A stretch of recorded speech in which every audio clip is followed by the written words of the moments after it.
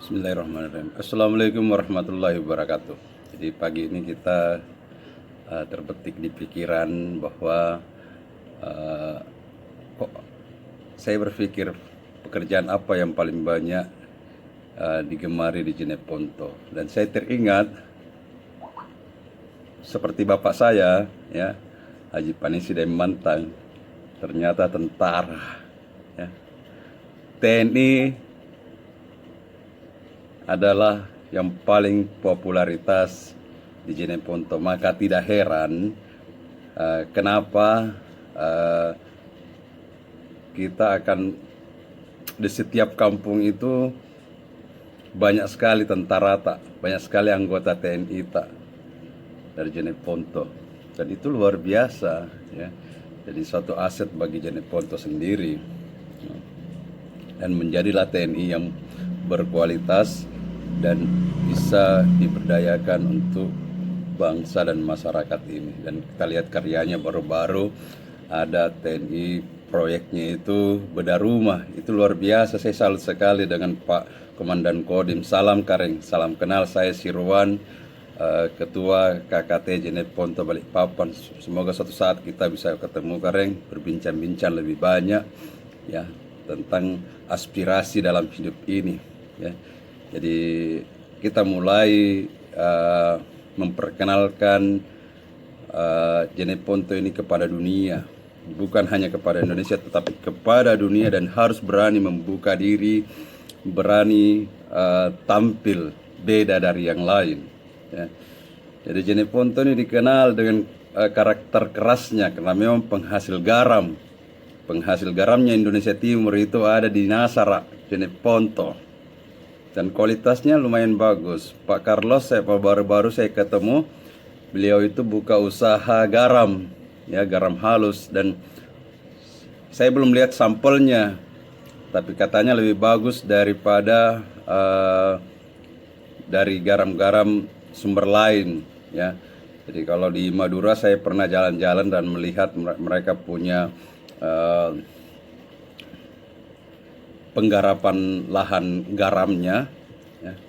Dan saya kira Indonesia, Jeneponto memang lebih bagus, ya. Jadi saya kira masalah kontaminasi dari limbah, ya, terutama limbah B3, Jeneponto itu masih lebih terlindungi, ya. Yang mudah-mudahan itu PLTU yang di Malasor itu bisa menjaga ini, ya, kelestarian lingkungan, ya. Saya belum juga pernah berkunjung ke sana, suatu saat pengen berkunjung ke sana, dan itu tugas teman-teman kalian, terutama teman-teman liputan. Silahkan Anda, jadi bagaimana kita menjaga kelangsungan hidup ini untuk anak cucu kita. Dan kita membahas tentang profesi yang paling digemari di Jeneponto, dan saya kira akan setuju semua bahwa profesi yang paling digemari di Jeneponto adalah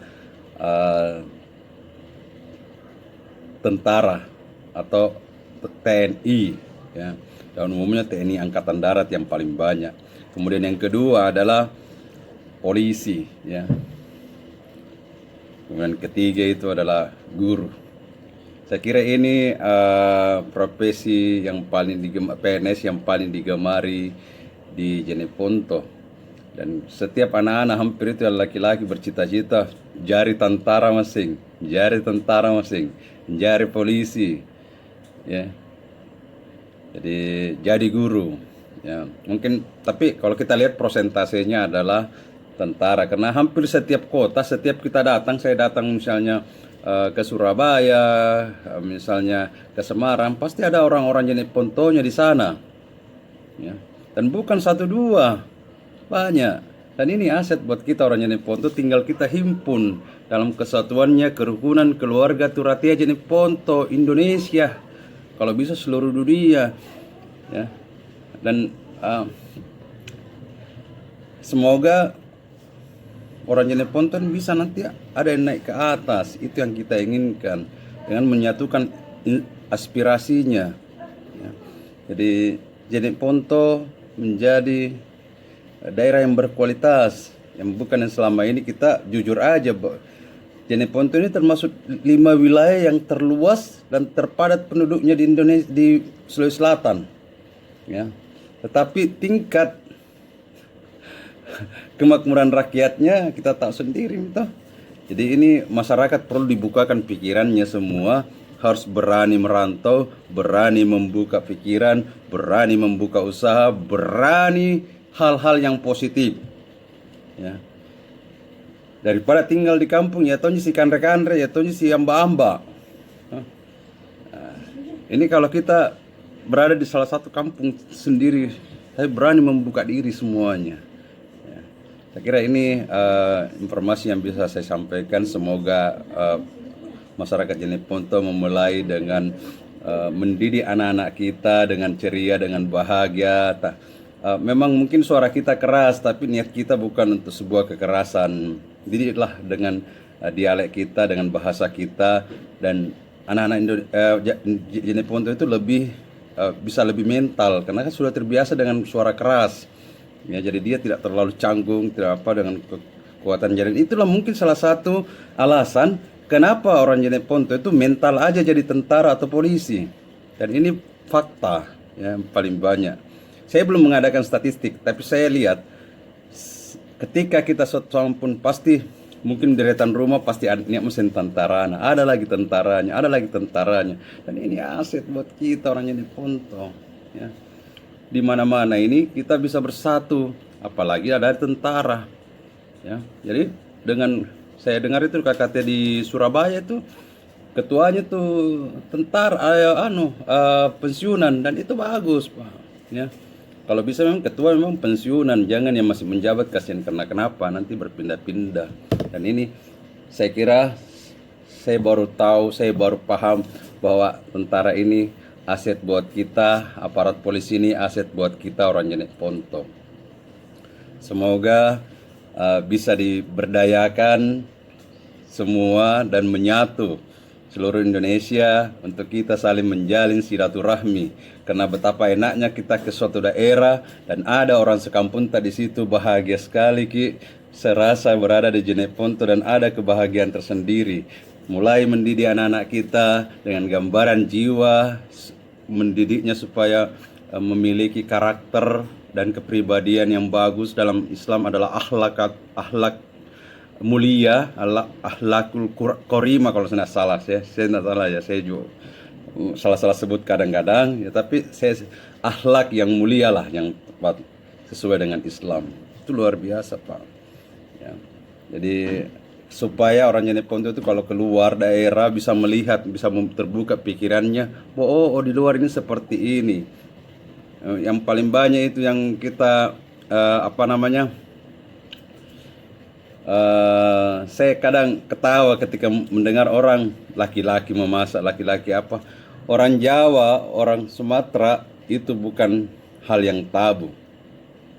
Karena memang dalam membina rumah tangga itu dua-duanya, tidak satu. Jadi tidak ada itu. Ada istilah, pocekang. Bukan begitu.